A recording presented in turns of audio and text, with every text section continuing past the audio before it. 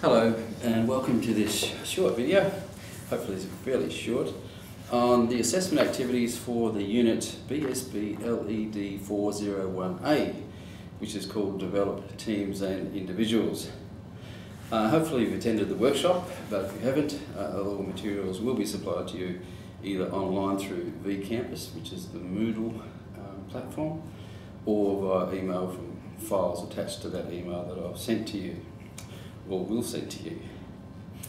So the assessment here is about the things we discussed at the workshop or that are in the workshop notes. So a lot of the tools that we talked about needed to be used in this, and the actual assessment is split into two parts. So there's an option within each part, and then there's an additional option to actually do the whole thing on a case study if you don't have a workplace or access to a workplace to use to do the assessment tasks. Okay, so part one of the assignment, I'll just read it out to you and then I'll hopefully explain it, and if you have any queries, obviously get back to me via email and I can hopefully fix that up for you. So part one of the assignment requires you to identify and prioritise common development needs within your own or another work area, and identify a suitable learning, assessment and evaluation strategy to meet the need with the highest priority. So that's what part one is about. Part two is about coaching and mentoring. So those terms aren't the same, and if you haven't been to the workshop, then please go through the notes. You'll find the definitions of both and what's involved with them, just to make sure you're clear on the differences. So let's look at part one in a bit more detail. So identify a suitable method to, this is quite two identifiers here. Identify a suitable method to identify the primary learning needs, that is using a skills audit, a training needs analysis or some other device that we've got examples of in the notes, that are common to the majority of team members in your work area. So we're looking for the primary learning needs. Alternatively, you could design a questionnaire, and it may be distributed that would include possible areas for development or reinforcement or actual training. So if there are a large number of people in your work area, then maybe just pick a sample group to be a subgroup to work with. Now, it doesn't mean you're going to actually do this training or development activity, but you're at least going to plan it and tell me about how you would assess and evaluate the activity. Ensure your method of analysis includes prioritising the areas identified and describe the collaboration required to achieve consensus on both the priorities and the skills to be developed. So we need to know how you would do that. We need people to be engaged in this. They're not just going to do it because they're told to. So some of those leadership skills come into play here. Discuss how the learning needs identified align with industry competency standards or just standards within the business. So obviously we don't just do it for the fun of it. We do all of this learning to suit the business need. So number two within part one, select the highest one, or one of the highest, so one or two, and identify a strategy for providing the appropriate development activities to meet that need. So hopefully that's fairly clear cut. How would you prioritise? Once again, based on the business need, the urgency of the training or development activity, the importance of it to achieving the goals for the group or the team.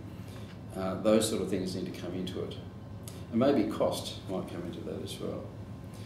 Anyway, we need to see how you've selected this to be a high priority learning need. These may include face-to-face group training. These are the different sorts of activities that fit under this learning stuff. So face-to-face group training, that could be on-site at your workplace or off-site at a place like this. One-to-one on-the-job training. Coaching, mentoring could be a possibility. Team building activities or any other method you come up with, which is job sharing, rotating, that sort of stuff.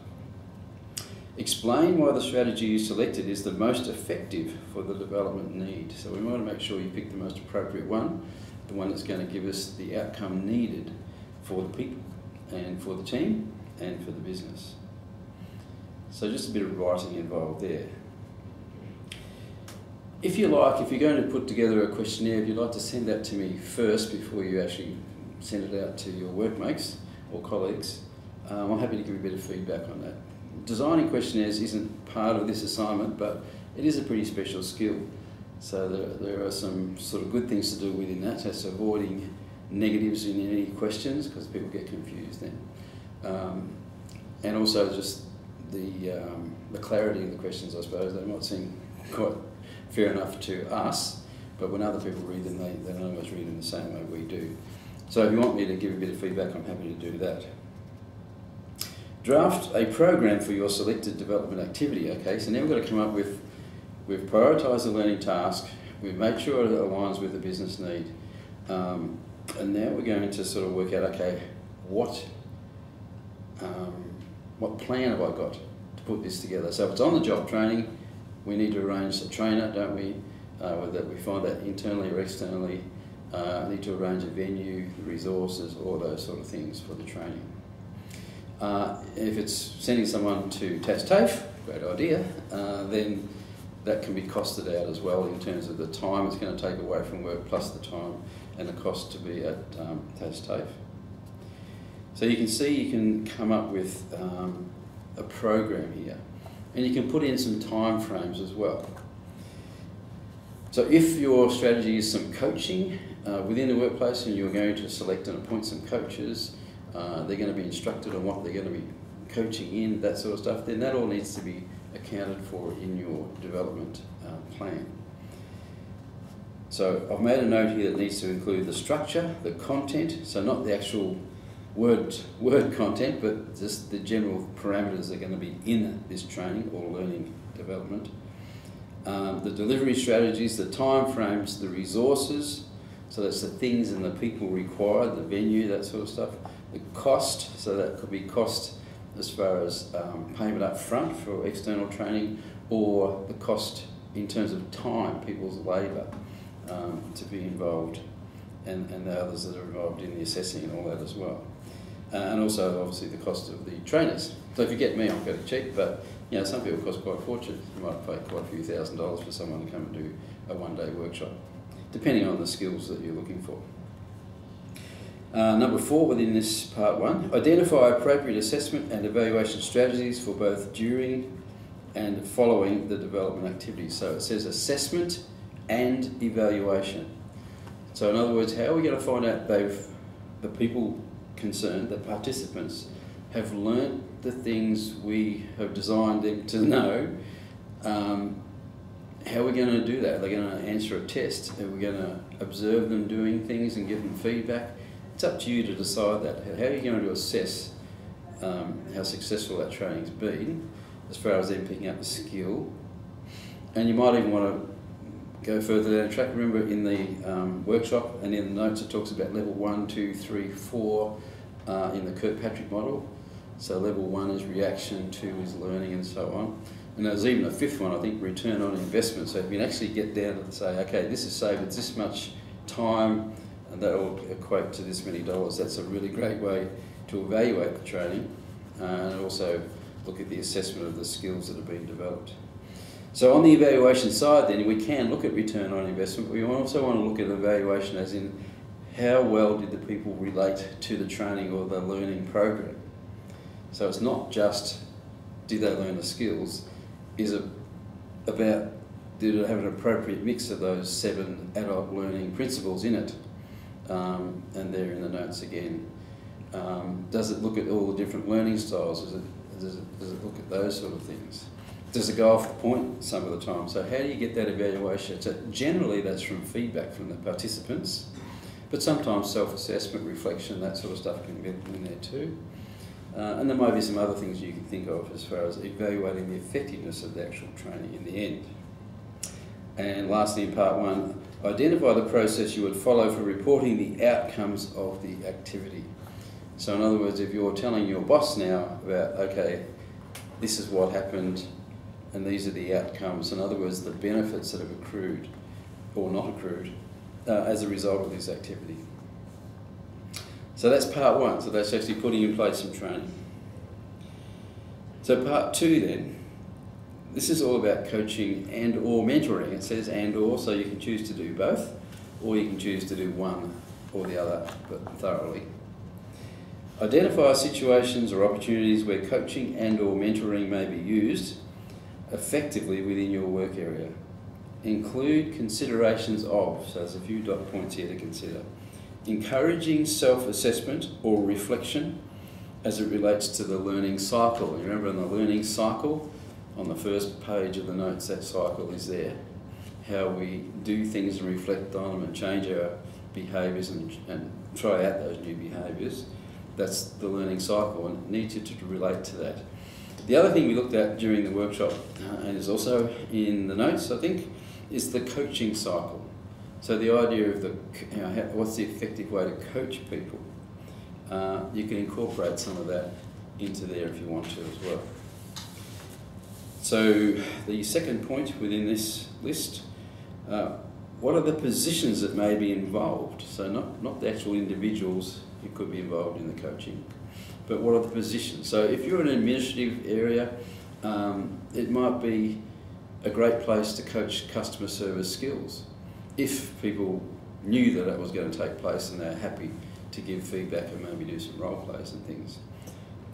But it could be in any other sphere of a business as well, where you've got someone who can be a coach and develop the coaching relationship and just help people improve their skills. Remember, coaching is different to training. Coaching is helping people develop their skills. Training is actually someone getting the basics and becoming competent at a particular job or skill. Coaching is just improvement stuff. Mentoring, again, is a little different as well, of course. Hands off, looking at a person's development in skills and their career based on discussion, really, about what happens, what professional development opportunities there are available that they could attend and report back to the mentor. So point 3 in this thing is how these processes could be used most effectively. So if they're currently there but not formalised, you might want to talk about that. If they're not there at all, that gives you plenty to talk about. How could those processes for coaching and or mentoring, still your choice, how could they be used most effectively? And finally, how the process of coaching and or mentoring could be introduced. So if it's not there, how would you actually encourage people to be part of a program, and what would you do to influence the business in putting forward a coaching and or a mentoring program? So that's basically it for option 1. Hopefully it's not too arduous. Hopefully also you'll get a bit of fun out of doing that. There's a fair bit of satisfaction in identifying a learning need and trying to meet it. You don't necessarily have to obviously complete the actual learning and train people, but in this assignment you're at least going to identify the processes that will achieve that. So option 2 then is using a case study. The case study is actually attached to the assignment. It's called Case Study Training and Development. It's based on a company called Smith's Hardware Stores. Fictitious company, in case you think you know of a hardware store like this. You're given a bit of information about the store, a bit about all the people that are involved in that store and their positions in the hierarchy. And then you're given a bit of a description about the actual sales and retail and trade and kitchen and housewares departments, how they're actually going.